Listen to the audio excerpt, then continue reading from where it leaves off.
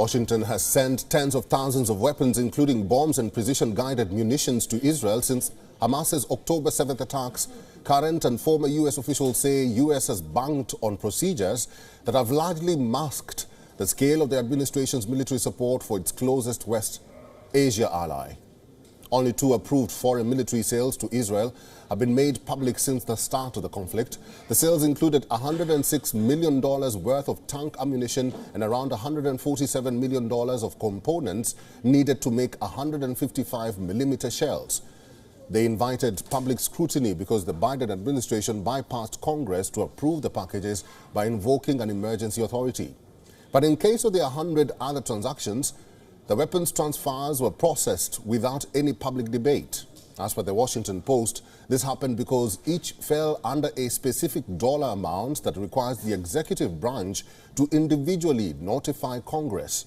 Keeping each one small meant their contents remained secret, but they are reported to have included precision-guided munitions, small diameter bombs, bunker busters, small arms, and other lethal aid.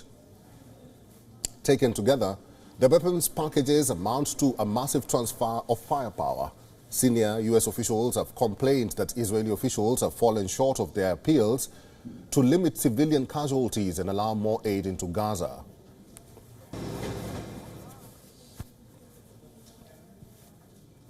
U.S. President Joe Biden's administration faced growing calls from Democrats on Wednesday to push Israel to ease the devastating humanitarian crisis in Gaza.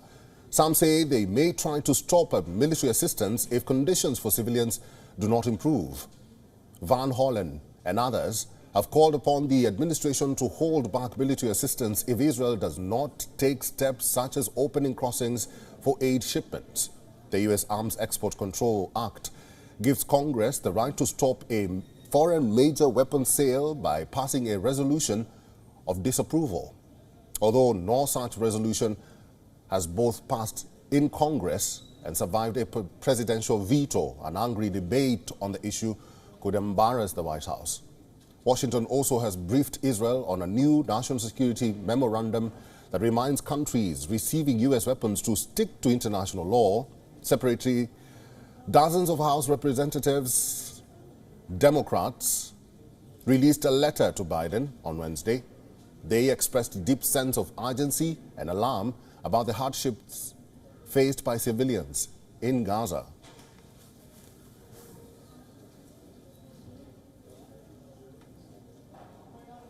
And for more on this latest development, our correspondent Jody Cohen is now joining us live from Tel Aviv. Jody, good to see you. With the revelation that there have been 100 arms sales from the U.S. to Israel, do you think the Biden administration will limit Israeli use of U.S. arms during this war?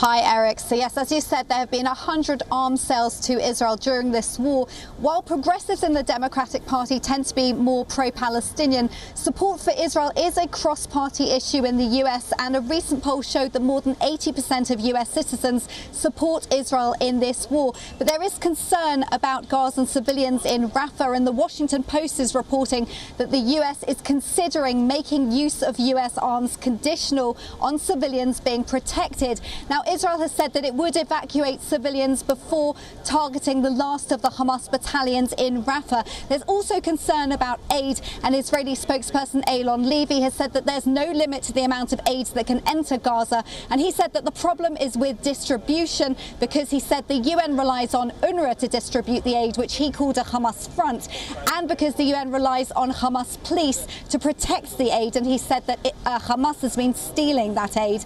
Now, Israel is working with private sector organisations on solutions, and has also called on the UN to involve other agencies other than UNRWA. And in the latest, the UN has said that it's testing a new road to distribute aid, which Israel has built on the Gaza border. Jody, is there any hope for a hostage release or even a truce deal being achieved before Ramadan? So it's been 5 months today since Hamas's 7th of October attack, and I'm actually at a security conference where they're discussing all matters relating to the war, including Israel's strategy to try to secure the rescue or release of the 134 hostages still being held captive in Gaza. Now, talks for the release of some of the hostages appear to be faltering, and the mood is that hopes are basically dimming for a truce and hostage release deal before Ramadan. We know that US and West Asian officials have suggested that Hamas has backed away from the Paris Agreement, which Israel accepted. The New York Times is reporting that that's because Hamas believes that fighting during Ramadan would weaken Israel. And we know that Hamas has called for Palestinians to march on Al-Aqsa and for Iran and its proxies to step up attacks on Israel during Ramadan. And Israel's National Security Council has issued a travel warning for Israelis. But despite riots in previous years, Israel has said it won't limit access to the holy sites during Ramadan and will preserve the status quo. Live from Tel Aviv in Israel, that is our correspondent Jody Cohen. Jody, thank you. For all the latest news, download the WION app and subscribe to our YouTube channel.